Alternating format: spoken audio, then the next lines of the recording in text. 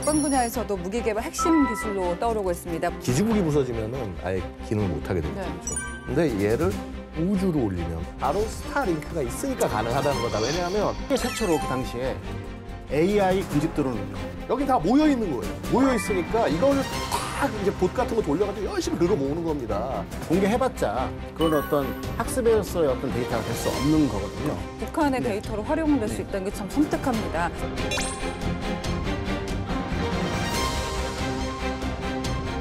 군사 특히 안보 분야에서는 목적성 있는 데이터가 돼야 돼요. 뭐 기기 학습시키거나 뭐 여러 가지 시킬 때도 이상한 데이터를 갖다 놓고 하게 되면은 그게 실질적으로 전장에서 실전성이라는 실제성이 없어질 수가 있어요.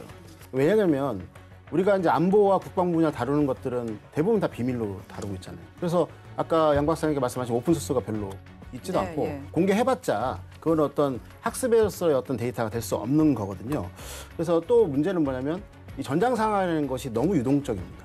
사람의 의지의 충돌이기 때문에 실시간대 변화가 될 수 있고 저번에 얘가 이렇게 싸웠는데 이번에 이렇게 싸울 거지 하게 되면 그거는 패배로 가는 지름길이거든요. 왜냐면은 결국엔 모순의 감각이기 때문에 결국엔 저쪽에서 이렇게 해서 날 저번에 이겼으니까 나는 이렇게 해야겠어 라는 것도 계속 진화가 된다는 것이죠. 네. 전쟁이나 분쟁이나 이런 쪽에서 실질적으로 획득하는 데이터가 가장 중요한 거예요. 근데 우리가 그렇다고 해서 전쟁하고 뭐 분쟁을 할 수 없는 거지 않습니까? 다른 방법은 동맹국을 통해 갖고 관련 것들을 받는 건데 아까 말씀드린 것처럼 이것이 돈이 얼마입니까? 걔네들은 자기의 뭐 젊은이들이 피땀을 흘려서 이렇게 만들어 놓은 데이터인데 그거 쉽게 주겠어요? 그렇지 않다는 겁니다. 그래서 우리도 지금 국방혁신 4.0을 통해 갖고 지능형 이제 유무인 복합 전투체계를 가고 있는데 네. 그게 필요한 빅데이터를 어떻게 확보할 것인가를 고민을 해야 될 것 같고 특히 이 시점에서 러시아로 넘어가는 북한의 무기체계 이거 저희가 되게 심각하게 바라거든요. 이건 뭐냐?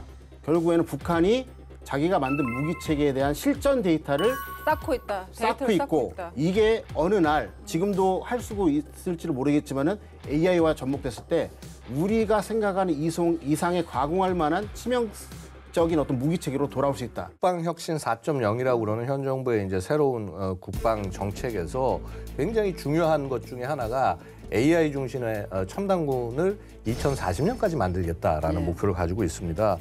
특히 이 AI 기반의 체계가 그냥 뭐 단순히 말로만 하는 게 아니라 우리는 굉장히 절실한 것이 지금 북한의 핵 위협이 수준이 굉장히 높아지고 사실 올해는 뭐 전쟁 얘기를 하고 있지 않습니까? 그래서 바로 이런 상황에서 북한의 핵 타격, 소위 삼축 체계를 운영하는 데 있어서 이거를 빠른 의사결정, 빠른 판단 이런 부분들을 AI가 도와줄 수 있게 해서 그래야지 소위 말해서 킬체인이라는 걸 좀 더 발전된 킬웹이라는 것을 발전시킬 수가 있고요. 그다음에 현장에 지금 사실 우리 인구 감소로 인해서 병력들이 줄어들 수밖에 없게 되는 상황인데 2040년도까지 되면 우리가 또 10만 명 이상의 병력을 더 줄여야 돼요.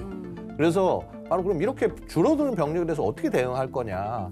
정책이 한 2가지 정도가 핵심인데 일단 하나는 이제 소위 말해서 이제 그 민간 아웃소싱을 최대한 많이 해서 그래서 뭐 민군 협력 기업 같은 것들을 좀 만들어 나가고 그 나머지 하나가 바로 AI입니다. 그래서 우리 그 지금도 뭐 적용은 일부 하고 있습니다만 이 접적 지역의 경계 시스템 이제 이런 부분에 AI를 적용하고 해안 경배 적용하고 그다음에 좀 뭔가 사람을 투입하는 것에 효율성이 좀 떨어지는 것을 AI가 대체하는 방향들을 최대한 찾아서 네. 하는 그런 일들이 벌어지고 있다. 다양한 사업들이 진행되고 있다고 말씀드리겠습니다. 수준은 어느 정도일까요? 우리나라 보시게 되면은 좀 자랑스러운 것들이 이제 국방과학연구소하고 하나에어로스페이스가 공동 개발 청검 공대지 미사일이 있죠.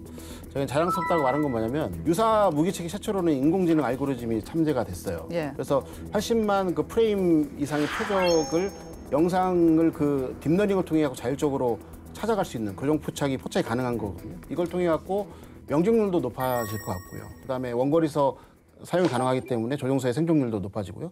무엇보다도 양 박사님이 말씀하신 것처럼 군사행동에서 가장 중요한 감시, 결심, 대응의 주기를 짧게 하기 때문에 전투 효과성도 이렇게 예. 높아진다는 것이죠. 그렇군요.